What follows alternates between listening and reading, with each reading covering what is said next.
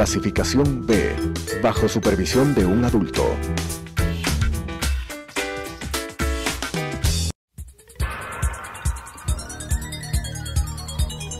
Las opiniones vertidas en este espacio por la producción y dirección del programa son de exclusiva responsabilidad de sus autores y de quienes intervienen en ellos.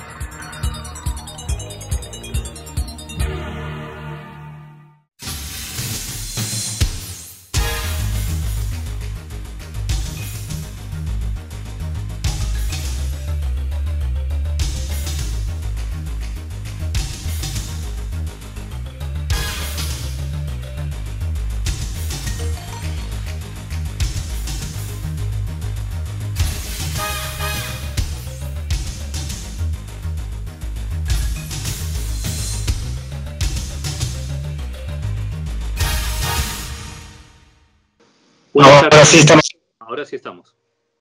Buenas tardes, amigos, amigas. Este es Debate Jurídico, el programa del Colegio de Abogados de Pichinche, de la Facultad de Jurisprudencia de la Universidad Central del Ecuador. El día de hoy tenemos el honor de contar con un querido amigo, un gran profesor, además de Criminología y Derecho Penal, con quien nos conocimos hace muchos años en la Universidad de Buenos Aires y a quien además respeto muchísimo, tanto como persona como académico. El doctor Gabriel Ignacio Anitua. Iñaki, ¿cómo estás? Qué gusto tenerte con nosotros. Es un gusto verte, lamentablemente no personalmente. Guardo muy gratos recuerdos de los amigos ecuatorianos, la Universidad Central y de las cosas que hemos hecho juntos. Bueno, y que seguimos haciendo, porque de hecho eres profesor del Máster de Derecho Penal de la Universidad Central, así que tenemos el gusto de tenerte como profesor de nuestra casa de estudios. Iñaki, ¿hacia dónde va el penalismo, hacia dónde va el derecho penal en Latinoamérica? Qué pregunta global, compleja, y además en qué contexto en el que cambian todas las perspectivas, los planes, digamos, que teníamos. Antes de la emergencia, ¿hacia dónde veías tú que caminaba el derecho penal? Por ejemplo, la despenalización de la venta de marihuana en Uruguay, yo creo que es una señal interesante. El cuestionamiento que desde la criminología crítica se ha realizado a la cárcel como única medida de represión penal, y yo creo que es también interesante. Pero ¿tú ves que vamos hacia un sistema penal un poco más garantista o todo lo contrario? La verdad es que no lo sé. Puedo decir desde una posición prescriptiva lo que a mí me gustaría. Hacia dónde va no lo sé, porque sí que noto que hay como unas profundas tensiones. Se habla de grietas en términos políticos y yo creo que esto también se traslada a la política criminal. Observamos lo que señalabas como buen criterio de líneas político-criminales más humanistas y que tengan en cuenta los bienes jurídicos y el sufrimiento de las personas, pero también tenemos tendencias del lado opuesto, mucho más represivas, punitivistas, que están en un conflicto que no sé para dónde, o sea, sé para dónde quiero que se tenga que resolver, pero no sé a dónde se va a resolver en definitiva. Me parece, no obstante, que esta crisis actual, la del COVID-19, nos lleva a repensar muchas cosas. Las cosas nuevas, pero también las que estaban de antes. Tú mencionabas muy claramente las críticas que hacía la criminología crítica, pero no solo la criminología crítica a el mundo del encierro, vinculado con el hacinamiento, la sobrepoblación, que es una característica especialmente latinoamericana, y los circuitos cerrados propios de las cárceles. Esto hoy cobra más vigencia que nunca. Está mucho más presente esa crítica. Es decir, hey, aquí aparece otro ingrediente, la cuestión sanitaria, que nos señala los problemas hacia los derechos humanos de esa forma de castigar. Esto nos obliga a repensar cosas que quizás ya estaban siendo pensadas, pero con una urgencia que hace difícil el razonamiento fino. ¿Hacia dónde? Oye, hablando de criminología crítica, ¿podemos decir que todavía está en vigencia el pensamiento crítico en la criminología o como que tuvo su ola y pasó un poco digamos que pasó un poco de moda? Yo creo que tiene mucha vigencia. En dos vías. Por un lado, como pensamiento crítico, teórico, académico, y sobre todo en nuestros países, donde necesitamos no solo del momento empírico describir qué pasa, sino también teoría, y teoría crítica para cambiar eso que estamos describiendo, pero también tiene otra influencia más sutil, si se quiere, y que a veces no se reconoce como parte de la criminología crítica.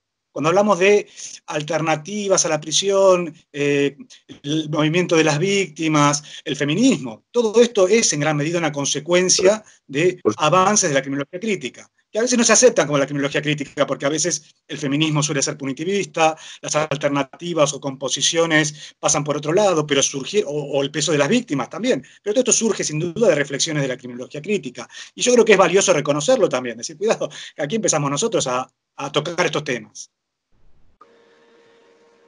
Estas nuevas tendencias, por ejemplo, la criminología feminista, que me parece además que ha tenido una aportación importantísima en los últimos años de la criminología, o la ecocriminología, que está un poco que también está un poco apareciendo y un poco en boga, nos obligan a replantearnos los paradigmas del sistema penal.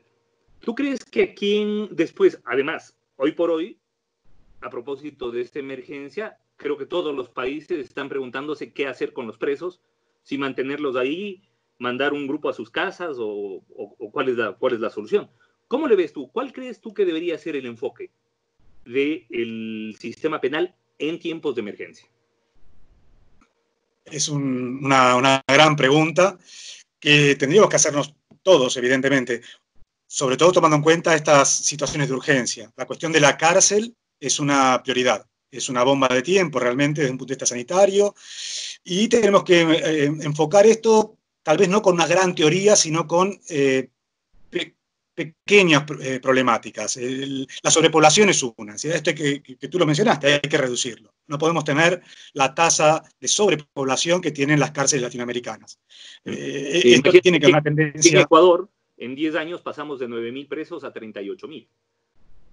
Es una locura, con cárceles similares, probablemente. Por supuesto. Es decir, hubo una ampliación de la infraestructura carcelaria, se construyeron nuevas cárceles, pero se las llenaron y ahora tenemos un problema de hacinamiento horroroso. Claramente. Y esto nos obliga a transformar, bueno, por un lado, soluciones de emergencia para hacer lugar ahí dentro de las cárceles, incluso para dar respuesta a las necesidades sanitarias, cierto aislamiento, tener distanciamiento entre unos y otros, pero también nos lleva entonces a preguntas más de fondo, como creo que es la que sugerías tú. Es decir, ¿está bien que la cárcel sea la única respuesta punitiva? ¿Está bien el programa político criminal? Todas las causas de mercado, diríamos, de drogas, demás, todo esto tendría que pasar por la respuesta punitiva, por la cárcel. Nos obliga a pensar otras cosas, los que tendrían más que con la criminología, con la parte especial, diríamos, o incluso con la respuesta de los fundamentos, de la filosofía misma del derecho penal. Todo esto tiene que ser replanteado y me parece que la emergencia es una buena oportunidad para replantearlo. Bueno, pero ¿bajo qué criterios dejaríamos o se dejaría en libertad a personas que, por ejemplo, ya están sentenciadas, ya están condenadas?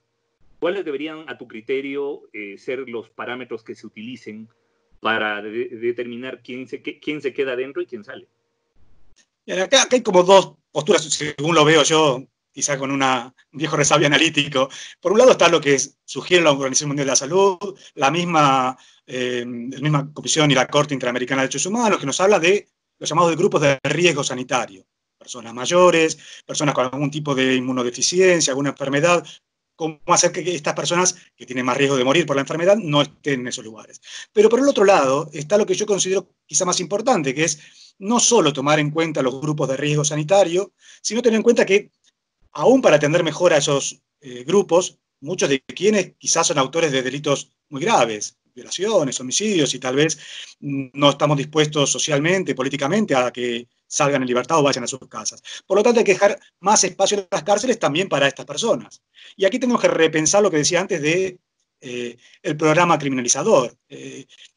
Y quizás habría que liberar a otros grupos de población, más jóvenes, que estén por delitos que no tengan víctimas, por eso me refería antes a la cuestión de la droga, claramente, o delitos contra la propiedad de menor intensidad de violencia. Todo eso quizás permitiría una mayor descarcelación. Estoy pensando en otros grupos que no son de riesgo sanitario, pero que sería menos problemático que sean excarcelados. Y que son precisamente estos otros grupos los que explican la sobrepoblación penitenciaria en nuestra América. Normalmente todos los países a las personas que son encontrados responsables de homicidio, de violación, los envían a prisión igual. Donde hay un cambio es en esto otro, en el microtráfico de drogas, los delitos contra la propiedad de pequeña intensidad, digo, hurtos, robos de poca intensidad. Esto es donde en Holanda, por ejemplo, no van a prisión, y en otro tipo de medidas, o en Australia, o en otros países. Bueno, esto tendríamos que repensarlo, y probablemente es lo que estoy queriendo sugerir. Dice, ¿por qué no liberamos a estos otros grupos de población? ¿Cómo lo podemos enfocar? De varias maneras. Por un lado, teniendo en cuenta la pena que les fue impuesta o la que les sería impuesta en caso de ser procesados. Si la pena no es muy alta, bueno, pensemos en una alternativa. Lo que en su momento, bueno, seguramente recordarás bien las discusiones de las primeras organizaciones internacionales de derecho penal. Decían, las penas de 6 meses no sirven para resocializar, no tienen ninguna utilidad, reemplazarlas con una pena condicional, una probation. Luego se extendió esto, en mi país, por ejemplo, es de 3 años de prisión. Podemos extenderlo a más. Pensemos en 5 años, en 6 años. Evidentemente en esa pena de 6 años no entran ni violaciones, ni homicidios, no, estamos hablando de otros delitos. Bien, a eso le podríamos dar una prisión domiciliaria, una probation, otro tipo de medida que no sea la carcelaria. Y luego también especular lo que se llama libertad condicional, con la progresividad de la pena. Si ya están por salir o falta poco para que salgan, bien, se puede adelantar esta soltura. Si están por salir en este año, a mí me parece de sentido común casi liberarlo, porque no es liberarlo, van a ir a su casa a cumplir un confinamiento, entonces, y que seguramente va a durar todo este año. Entonces enviémoslo a su casa. Y si le quedan 2 años, tal vez también. Empezar con estas otras vías a desagotar las prisiones, que es lo urgente en este momento. Sí, bueno, lo que tú acabas de señalar hace un momento es verdad. Tenemos las cárceles en Latinoamérica que normalmente están hacinadas. Hoy, en tiempos de emergencia y de epidemia, son una bomba de tiempo. Y una bomba de tiempo que cualquier momento explota y bueno, que ya se está en diferentes países y en diferentes cárceles, pues ya se están dando amotinamientos y problemas. Ahora mismo estoy hablando contigo, pero estoy pendiente también de la cárcel de Devoto, la de la Ciudad de Buenos Aires, donde hay un motín, tanto los presos ocuparon los techos, se sospecha que una persona puede haber caído de ahí y muerto, porque ciertamente también esto es grave, no solo tienen riesgo de morir las personas que son ancianos o inmunodeprimidos, pueden morir por balazos, por fracasos, por caer de un techo, la angustia que este confinamiento provoca en todos nosotros, en el ámbito de las prisiones es mucho más grave y genera respuestas mucho más violentas también. Y esto tiene que ser atendido. Y esto también puede ser atendido vaciando en parte esas cárceles. Y aquí el tiempo es siempre nuestro enemigo. Terminamos este primer bloque. Volvemos luego de un...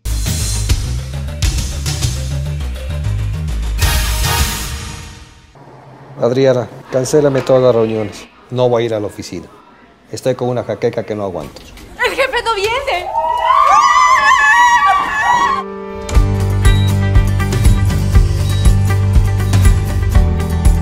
¿Estás seguro? Salió bien. Muy bien. Bueno. Cuanto antes vayas a Ecuasanitas, más rápido te curas. La empresa de medicina prepagada que cuida de ti.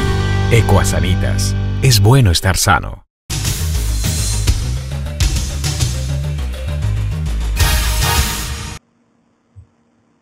Volvemos con Debate Jurídico, el programa de la Facultad de Jurisprudencia de la Universidad Central del Ecuador y del Colegio de Abogados de Pichincha. El día de hoy tenemos el honor de contar con el profesor Gabriel Ignacio Nitua Iñaki,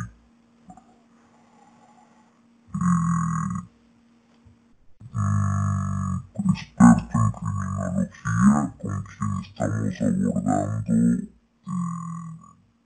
varios aspectos relacionados hacia dónde va la criminología, hacia dónde va el sistema penal en Latinoamérica y sobre todo en estos tiempos de emergencia, ¿qué hacer?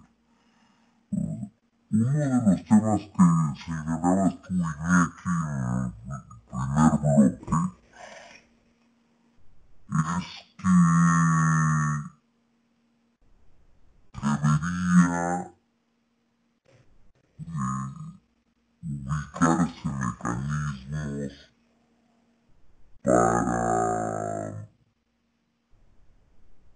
desalojar un poco nuestras cárceles.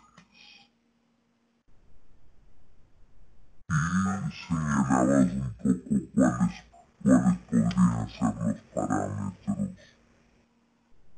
¿Tú le ves viable eso de aquí al corto plazo? ¿O solo lo harán cuando ya empiece a morir la gente?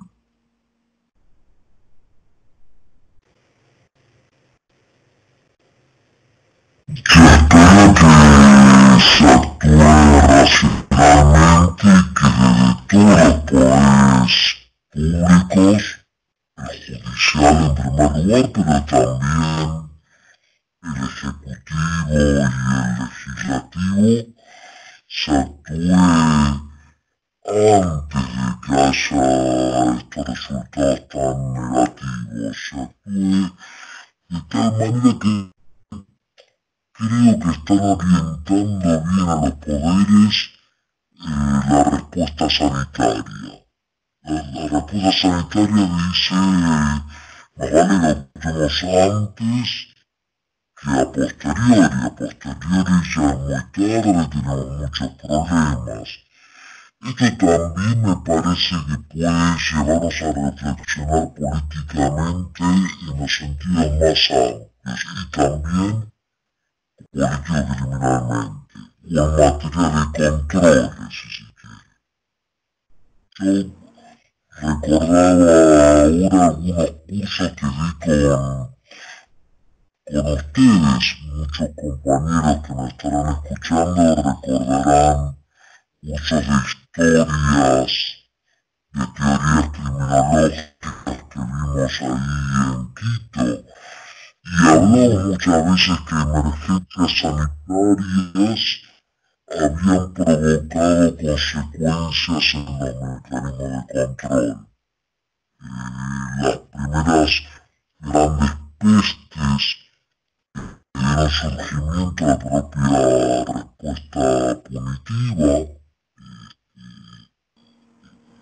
a fines de la Edad Media, principios de la modernidad, y sobre todo en el siglo XIX, que los temores a los contagios dieron nacimiento a los mecanismos de control, tanto el del encierro y el penitenciario, psiquiátrico y demás, como a los controles en las grandes ciudades. La policía surge como consecuencia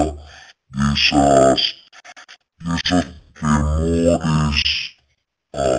a los contagios entonces. Quizás ahora también nos lleve a pensar en nuevas formas de control, más racionales, más preventivas, que en parte responde a lo que me estás indicar, que sean antes y no después de que tengamos un mal. En ese sentido soy medianamente optimista. Tampoco puedo descartar que muchas de esas respuestas dadas a las crisis que mencioné antes fueron muy terribles en costos humanos. Y ahora también lo puede haber. No dejo de ser realista. Pero bueno, me parece un poco optimista. ¿Tú crees que la respuesta punitiva va a ser racionalizante? ¿O más bien vamos hacia un endurecimiento de los controles por la vía de las nuevas tecnologías? Que lo que acaba de pasar en Corea del Sur, la forma en que controlaron la epidemia, la verdad aterra, porque sí, fue muy irracional, muy tecnológico, pero terriblemente controlador.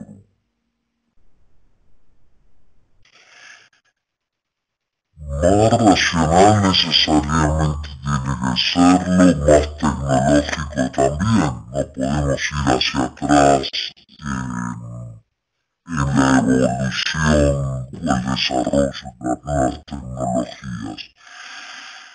Lo de que sea más terrorífico o no depende en la medida de nosotros también, de los propios formados en las ciencias humanas y sobre todo jurídicas, que intentemos controlar esos controles, darle ya no racionalidad que la va a tener, sino respeto a la dignidad humana, algo de humanidad.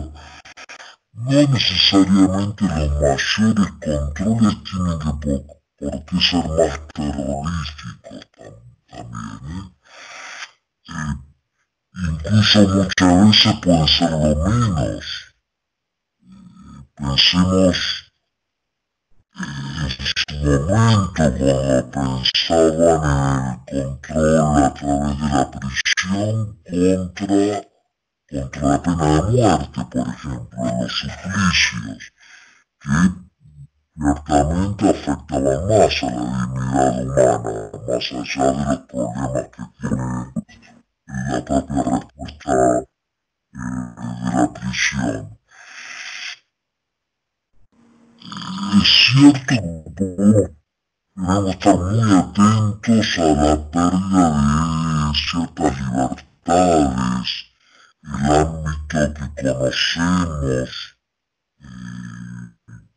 quizá alguna visión del siglo pasado de la intimidad. Y mucho de esto vamos a tener que ceder. Debemos estar muy atentos a de qué manera se cede sin perder eso que señalaba antes como la esencia del humano, lo que tiene que ver con la dignidad. Quizás algo se pierda en esta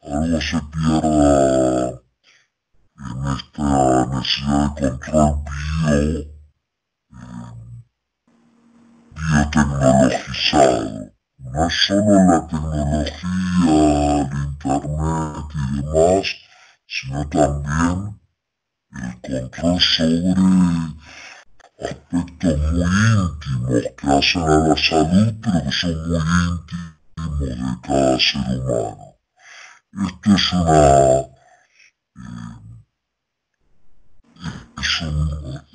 un momento de quiebre que puede ir hacia lo peor, pero también puede ser moderado con las intervenciones de los juristas y de los políticos.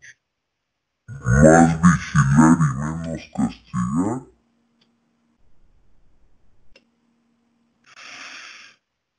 Vamos a estar más vigilados, pero sí, seguramente vamos a estar más vigilados. Perdemos, muchas veces voluntariamente estamos perdiendo intimidad. Pienso en las redes sociales, eres un experto en la obra de Michel Foucault. ¿Qué crees que pensaría él en este momento? Si él estuviera haciendo ¿cómo crees que evaluaría Foucault a este momento de epidemia y de tecnología? Hay dos aspectos que a él le llamarían mucho la atención, que tienen que ver por un lado con ese panoptismo social posibilitado o ampliado por las modernas tecnologías, y también con esta lógica del neoliberalismo que él comenzó a estudiar con cierto encantamiento, no tan críticamente, diríamos al final de su vida, antes de morir. Este neoliberalismo llegó hoy y con consecuencia... Las opiniones vertidas en este espacio por la producción y dirección del programa son de exclusiva responsabilidad de sus autores y de quienes intervienen en ellos.